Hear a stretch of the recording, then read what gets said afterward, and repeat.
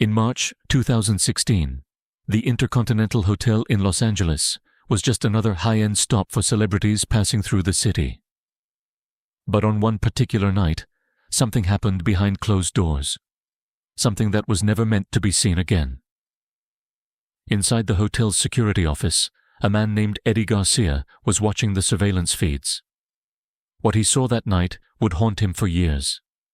And now, it's haunting Sean Diddy Combs too.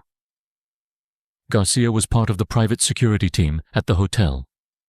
On that night, he witnessed footage of an encounter between Combs and his then-girlfriend, singer Cassie Ventura. It wasn't a public scene. No one called the cops. But the security cameras caught it all, frame by frame. Garcia didn't say much at the time. Just one comment to his co-workers. Off the record, it's bad. What was captured wasn't just some celebrity argument. According to Garcia, it was an explosive moment that made him stop in his tracks. And he wasn't the only one who knew the video existed. Word spread quickly, and soon someone from Diddy's inner circle came looking for it. But the video didn't vanish that night. In fact, it sparked a cover-up that would cost 6 figures, and almost a decade later, it's at the center of a courtroom, threatening to unravel everything Diddy tried to bury. And the first person to reach out wasn't Diddy himself. The request didn't come with flashing lights or legal threats. It came quietly, through someone Diddy trusted. Christina Coram, Combs' longtime personal assistant, reached out to Eddie Garcia not long after the incident. She wasn't demanding or aggressive. Instead, she made a subtle attempt to feel things out, trying to find out if the video could be accessed. But Garcia wasn't budging. Bound by hotel policy, he couldn't just hand over sensitive footage. Still, he gave her a warning in the form of a whisper. Off the record, it's bad. That single line said it all. It wasn't just bad for Cassie. It wasn't just bad for Diddy. It was the kind of video that, if leaked, would go viral in seconds and destroy everything Diddy had built. His businesses, his image, his power. This wasn't just another rumor swirling in celebrity tabloids. There was evidence. Real, hard evidence. And someone like Combs, he knew exactly what that meant. From there, the tone shifted. Coram wasn't just checking in anymore. She was acting like someone sent on a mission. The video wasn't just a concern. It was a threat. And that's when Diddy got involved personally. Because if the assistant couldn't get it done quietly, he would try himself. It didn't take long before Eddie Garcia's phone rang again. This time, it wasn't an assistant. It was Diddy himself. Garcia recognized the voice instantly. But it wasn't the confident, polished mogul he expected. The man on the other end sounded nervous, shaky, rushed. Garcia would later describe him as talking very fast, almost like someone scrambling to keep control of something slipping through their fingers. He apologized first, a smooth opener. But that didn't last. Combs wanted to see the footage for himself. He asked directly, but Garcia refused. Hotel protocol. No exceptions. And that answer didn't sit well. That's when the tone changed. Diddy, now sounding more desperate than professional, made it clear. This video could ruin him. Not hurt his image, not cause a little PR damage. Ruin him. Garcia didn't need further explanation. He knew what was on that tape. And now, so did Diddy. The power dynamic had shifted, because Garcia suddenly had something the most powerful man in the room didn't. Leverage. Diddy didn't make threats. He made promises. He told Garcia he would take care of him. That if Garcia helped make the problem disappear, he wouldn't regret it. Money was never mentioned directly. Not yet. But the message was clear. Help me, and you'll be rewarded. And with that one phone call, This wasn't just a security issue anymore. It was something far more dangerous, a high-stakes exchange between silence and survival. And the price of that silence? It was about to be named. Eddie Garcia had never been in this kind of position before. He wasn't some fixer. He was a hotel security officer who now found himself in the middle of a negotiation with one of the most powerful men in entertainment. And suddenly, silence had a price tag. Garcia reached out to his boss, the man who had the final say on what happened to the tape. The response was blunt. "We'll sell it for $50,000. Not a number picked out of thin air, but one that said, "This isn't about ethics anymore. This is business." When Garcia brought that number back to Diddy, the reaction was almost surreal. Diddy didn't flinch. He didn't argue or hesitate. Instead, he called Garcia something unexpected. "Eddie, my angel." It was a moment that said everything. Diddy didn't just want this gone. He needed it buried. Immediately. Completely. Forever. The transaction moved fast after that. Garcia dropped off a USB drive containing the footage. No copies. No backups. He signed a non-disclosure agreement and a second document swearing that no other versions existed. And when he handed over the evidence, Diddy's face said it all. He wasn't relieved. He was excited. Euphoric. Like a man who had just dodged disaster by inches. But the deal didn't end at $50,000. After more conversations, more hesitation, and one final push, Diddy doubled the offer. $100,000.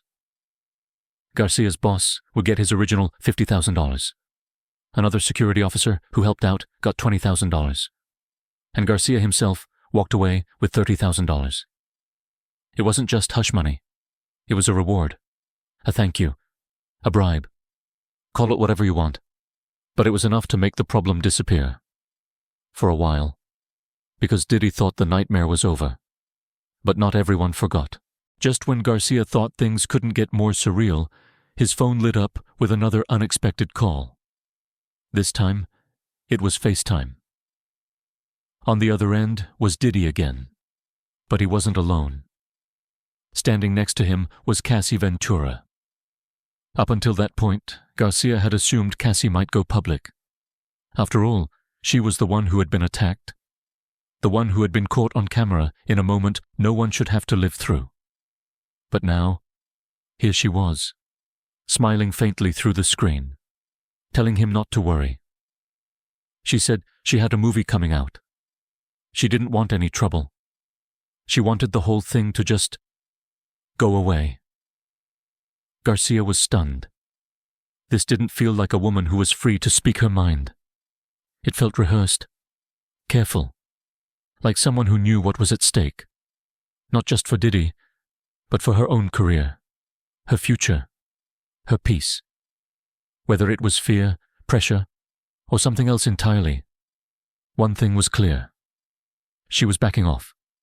And with that, the final loose end tied itself up. Cassie wouldn't be pressing charges. No police reports. No lawyers. No press conferences. Just silence. But for Garcia, that wasn't comforting.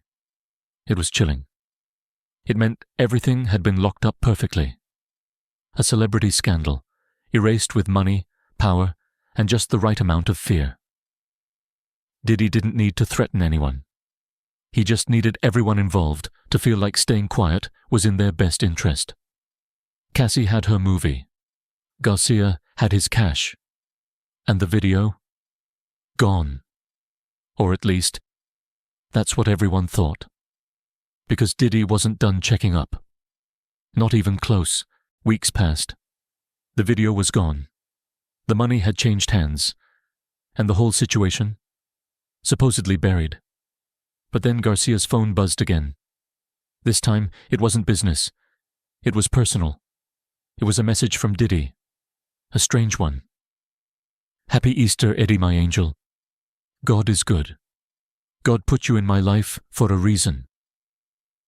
It read more like a confession than a thank you. a moment of gratitude mixed with paranoia.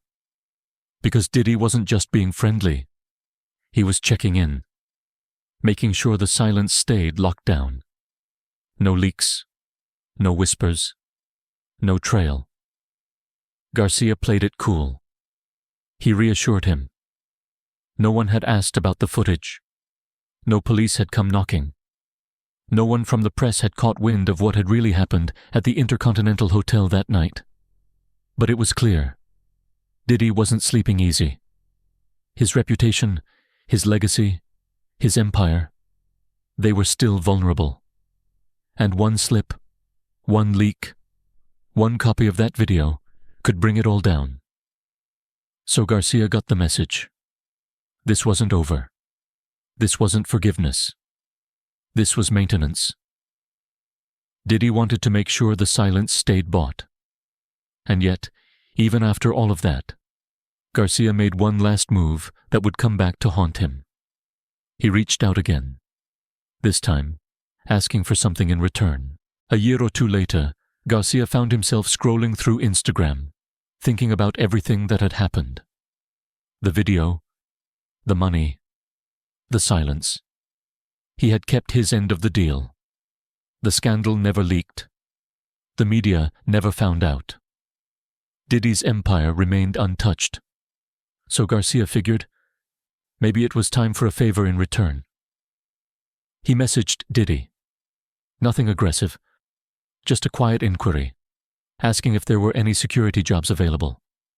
After all, they had history. Garcia had kept one of Diddy's darkest secrets buried. Maybe now Diddy could return the gesture with an opportunity. But this time, silence. No response. No, Eddie my angel. No, God is good. Just a blue checkmark and a read receipt. He had been ghosted. That's when it all started to feel different. Not like a bond, but like a transaction. One that had expired. Garcia wasn't an angel anymore. He was a liability that had been paid off. The money had already changed hands. The documents were already signed. The video was gone. And Diddy? He had no reason to keep answering. It was a cold realization, but a revealing one. The loyalty had never been mutual. But years later, in a packed courtroom, Garcia would finally speak, under oath. And what he said would send shockwaves across the music industry. Years after the hush money was paid and the cameras stopped rolling, the story resurfaced in the courtroom spotlight, this time with real consequences. Eddie Garcia took the stand under an immunity order, telling jurors about the $100,000 payment, the secret deal, and the phone calls with Sean Diddy Combs.